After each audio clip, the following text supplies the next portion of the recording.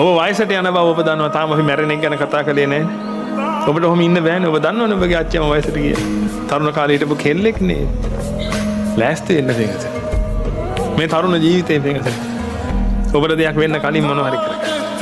මාන වෙන්න ඕනේ නැහැ. සම්මා ආජීවයෙන් ජීවිතේක. ඒ කියන්නේ ඔබගේ හිතට පීඩාවක් එනකොට පිංගුතුනි පීඩාව එන්නේ තණ්හාව නිසා කියලා හිතලා පිංගුතුනි අවිද්‍යාව දුරු කරගන්න. ඒ පීඩාවට ඒකෙන් නිදහස් වෙන්න දේවල් කරන්න යන්න නැතුව තනියෙන් කරන්න බැරි නම් මෙහෙ එන්න. අපිට ඕනේ ඔබ මෙහෙ එන්න නෙමෙයි පිංගුතුනි. අපිට ඕනේ ඔබ නිවන් දකින්න. ඔබ මෙහෙ නෑවිත් නිවන් දකින්න පුළුවන් නම් කොච්චර දෙයක්ද? 1000න් සම්පතන්නේ පිංගුතුනි. ඒක. ඔබ මෙහෙ ආවොත් එහෙම ඔබ රැක බලා ගන්නත් වෙනවනේ අපි. අවවාදන ශාසනා දෙන්න වෙනවා හැමතිස්සෙම. ඔබ මෙහෙ ආවොත් නමුත් ඔබ මෙහෙ එන්නේ නැතුව පිංගුතුනි ගෙදර ඉඳගෙන සම්මා ආජීවයෙන් ජීවිතය ගෙවනවා නම් එච්චරයි ඕනේ. මේකට අවශ්‍යතාවය තියෙන්නේ සම්මා ආජීවයෙන් ජීවිතය ගෙවන්න. ඔබගේ අනාගතය ගැන පොඩ්ඩක් හිතන්න. එක දවසක් යනවා මේ පුටුවේ මේ ගුරු හාමුදුරුවන්නේ. නමුත් තව ගුරු හාමුදුරුව කෙනෙක් වෙනවා බුද්ධ ශාසනයට අපලයක් වෙන්නේ. ඒ ගුරු හාමුදුරුවෝ ඇවිල්ලා ඔබට උදව් කරයි. මේ ගුරු හාමුදුරුවෝ මේ වැඩේ කරගත්තේ නැත්නම් මොකක් වෙනවද? මේ ගුරු හාමුදුරුවන්ගේ chapter එකත් close. මොකද පිංගුතුනි ඔබ පිළිමයක් එහෙම හදාගෙන මල් තිබ්බ කියලා මට ඇති ඵලක් තියෙනවා. මම මගේ වැඩේ කරගත්තේ නැත්තම් ෆොටෝ එකක් එහෙම හදාගෙන මේ අපේ ගුරු හාමුදුරුවෝ කිව්වා කියලා මට වැඩක් තියෙනවද? ඔබට පිනක් සිද්ධ වෙයි. ස්වාමීන් වහන්සේ නමක් ගැන ගුණයක් සිහි කරන නිසා මට වැඩක් තියෙනවා. එහෙනම් මගේ වැඩේ කරගත්තේ නැත්තම් මම පරාදයිනේ. මගේ chapter එක close.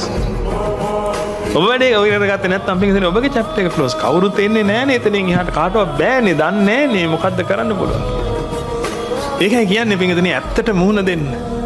මන් දන්නවා පින්වතුනි ඔබට රාජකාරිය තියෙනවා. මන් දන්නවා. නොදන්න ඉන්නව නෙමෙයි. ඔබට වගකීම් තියෙනවා ඔක්කොම තියෙනවා මන් දන්නවා. ළමයි 3 දෙනෙක් ඉන්න ඔබ 4 වෙනි දරුවෝ ඉපදුනොත් එහෙම එහා ගෙදර කාට කියනවද කිරි දෙන්න කියලා. ඔබ කොහොම හරි වෙලාව හොයා ගන්නව නේද පින්වතුනි? මේ 4 වෙනි දරුවටත් කිරි දෙන්න. ඒකයි ඔබට මේ පෙන්වන්නේ. ඔබට මේක කරන්න පුළුවන්.